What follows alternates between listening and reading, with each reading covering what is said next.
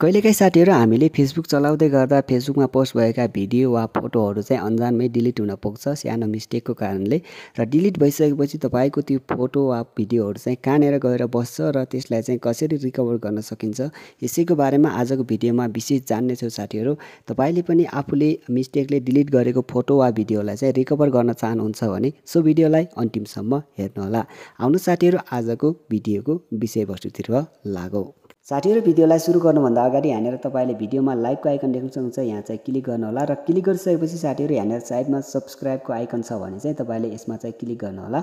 यदि छैन भने साथीहरू तपाईँले केही गर्नु पर्दैन, साथीहरू भिडियोलाई 10 सेकेन्ड स्किप गरेर अगाडि बढ्न सक्नुहुन्छ। साथीहरू सब्सक्राइबमा क्लिक गरिसकेपछि साथीहरू यहाँनिर देख्न सक्नुहुन्छ बेलको आइकन रहेको छ, यसमा चाहिँ क्लिक गर्नुहोला र क्लिक गरिसकेपछि तपाईँले यहाँनिर अलमा सेलेक्ट गर्नुहोला। यसो गर्नुभयो भने साथीहरू जहिले पनि म तपाईँको लागि नयाँ भिडियो लिएर आउँछु साथीहरू, त्यो भिडियो तपाईँले सबैभन्दा अगाडि हेर्न पाउनुहुन्छ साथीहरू। ल त साथीहरू लागौँ आजको विषयवस्तुतर्फ।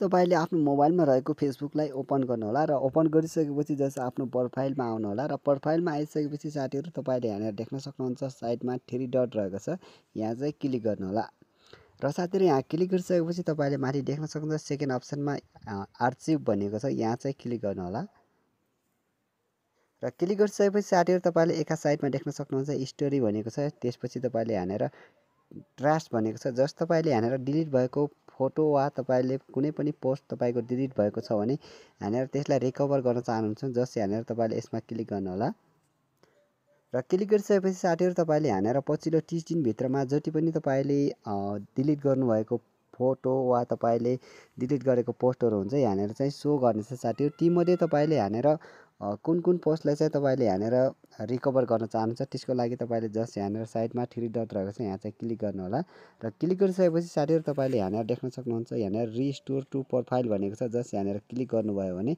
तपाईँको चाहिँ यहाँनिर तपाईँले जो पछिल्लो 30 दिनभित्रमा जति पनि तपाईँको फेसबुक प्रोफाइलबाट डिलिट भएको पोस्टहरू छ त्यो चाहिँ यहाँनिर तपाईँले यसरी रिकभर गर्न सक्नुहुन्छ साथीहरू।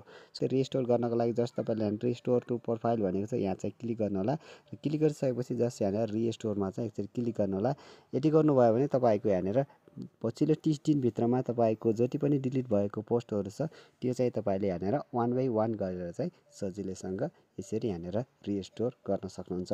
अर्को कुरा रह्यो साथीहरू, म तपाईँलाई अर्को सानो यसमा चाहिँ एक्स्ट्रा टिप्स पनि दिइहाल्छु।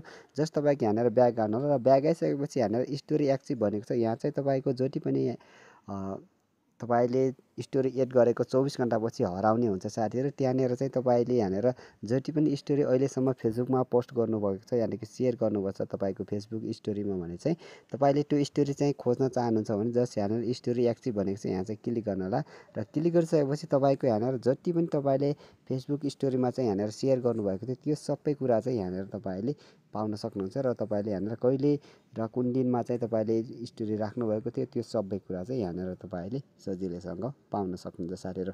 सो साथीहरू यही थियो आजको भिडियोमा सानो जानकारी, तपाईँलाई कस्तो लाग्यो सो भिडियोलाई अन्तिमसम्म हेरिदिनु भयो तपाईँलाई धेरै धेरै धन्यवाद भन्दै अर्को भिडियोमा फेरि भेट्छु, छुटिन्छु, नमस्ते।